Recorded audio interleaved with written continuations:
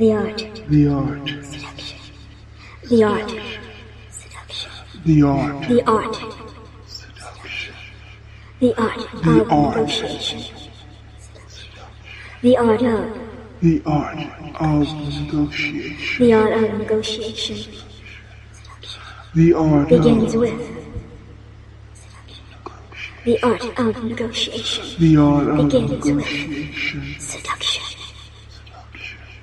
The art of. Begins with. The art of. Seduction. The art The of. art of negotiation. The art of seduction. Begins with. Negotiation. Seduction. The art of negotiation begins with The art of. seduction. Rackham, rackham, rackham. The art of. Seduction. The art of. Negotiation. The art of seduction. Negotiation. The art of negotiation begins with seduction. Rackham, rackham, rackham, rackham.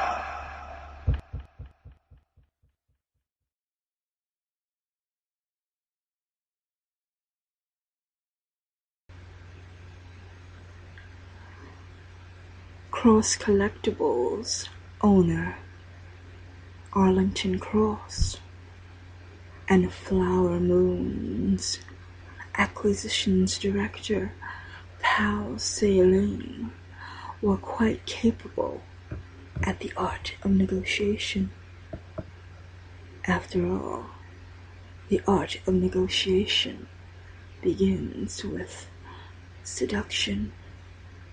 This is an excerpt from A.H. Scott's international romantic thriller, Rackham. Excerpt. Well, unclasping white purse, Pow pulled out a sliver of powder blue paper. I have contacted my home office, and this is our new offer. Paper placed into his hand was read quickly. Well, this is quite an improvement than before. Handing the item back to Pow. Yet, something so priceless cannot be purchased cheaply. A tinge of rejection flowed from his hand to hers as Pow folded the paper and placed it back into her purse. Maybe you can see something precious in a different light. And how is that? Arlington Cross took off his black-rimmed reading glasses, putting them onto that oak desk. Briefly placing right thumb and index finger to bridge of his nose, he squinted for a second.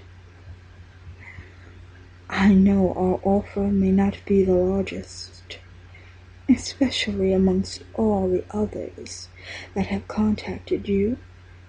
Content with that number on a piece of paper, Powell continued that promotion of Flower Moon's flawless reputation, but it is a fair price. Forget about saying it as our offer. Arlington wanted to hack through the field of Powell's, veiling herself behind the bamboo curtain of that Shanghai location, as he began placing hands in pockets and probed a bit further. I want pleading for my attention to come from you. Me? Taken aback by this Texan's statement, Tse-Ling was driven to a simple shrug in replying to him. You are nobody's delivery girl. His right hand came out of Pant's pocket and pinched the bridge of his nose gently. "You are a bright pearl, pal. There's no way that your office would have sent you to Vancouver if you weren't prepared for the job." "Maybe I'm not the right person for the job? Is that what you're saying to me?" Pal's confidence took an unwarranted uppercut from Arlington, as if a cape of doubt suddenly began to ascend over her. "Not in any way, pal. You have a sterling reputation.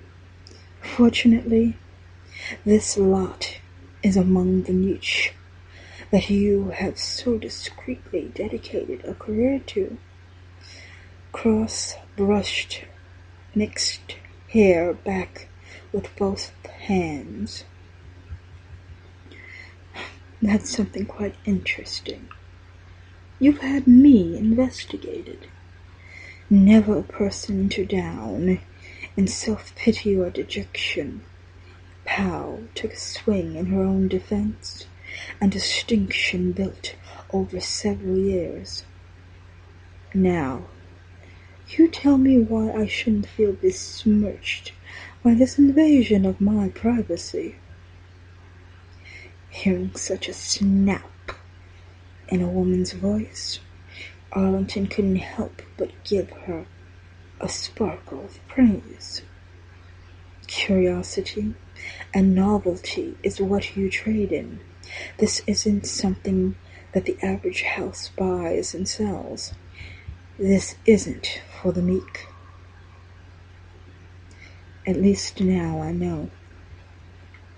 Tse-Ling took a long, deep breath, coming to terms with her Canadian counterpart. "You and I are in the same business." "Precisely put, pretty pal. This means you can put a higher number on that paper." Knowing this fascinating lady from Shanghai had more leeway with pricing goods than most buyers he'd come across, you, me, and all the others that have been sniffing around this place know to the winner goes those golden spoils. You're correct, sir. I could, but I won't. Pal Tse-Ling's verbal tangle with him turned from glimmering to a stern refusal. "That is my final offer." Beginning to exit his establishment with purse in hand. "Good night, sir." "There may be another option," cross-tossed a preserver of opportunity into acquisition's ocean. As those words drifted from his lips, Pal suddenly stopped in her tracks. With back to this cross, she smiled to herself. Turning around to face him, the smile evaporated. And what could that possibly be? "I could leave the bidding open for another 72 hours. Arlington began to lay an offer on the line, hoping Pal might take it. Pal may have relished the chance to get back into the ring of negotiation with him, knowing those 4 corners may be closing in around her. Tell me exactly how 3 days could change this offer's position. The market's hot right now. That's because everybody thinks the time's almost up. Owner of Cross Collectibles gave the outlook on where the auction was heading. As the hours fly by, the wheat separates from the chaff. I know this may be inappropriate. Pal folded arms with purse in hand. But how high am I on that bidder's list?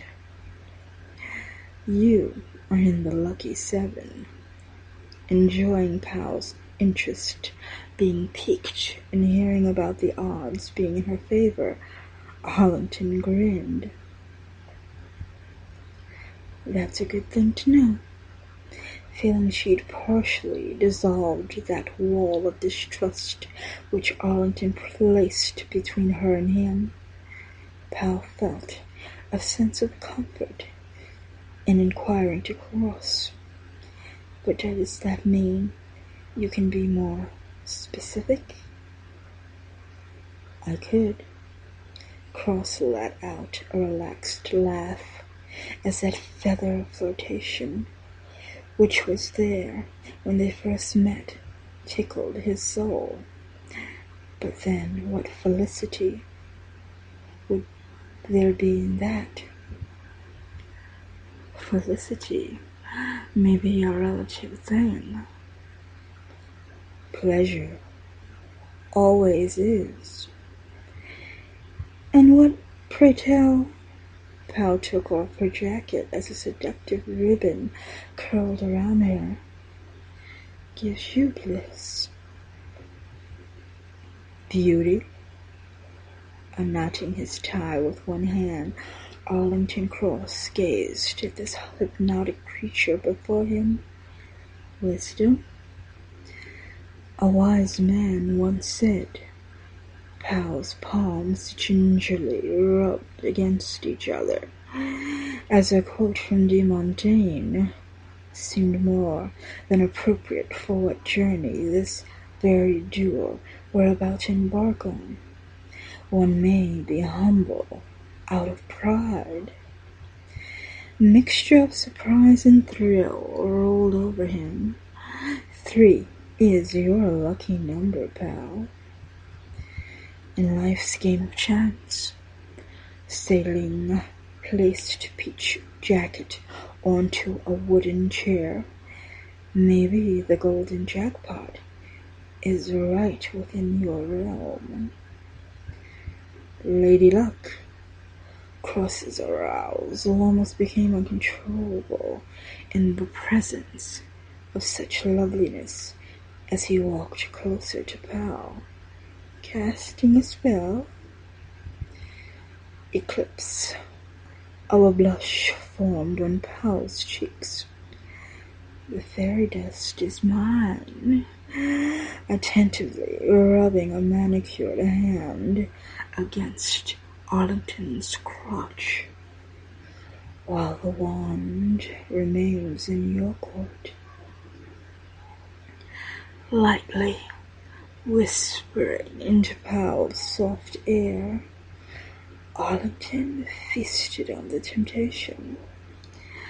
Soon to be into you. Tiny kisses onto her lobes. Lovely queen of lust. Tingling sensations filled Pal as moist lips pressed against his. Arlington Cross's charming ways melted away this lady's defenses. Within a foot of where they stood, a black swivel leather chair sat empty.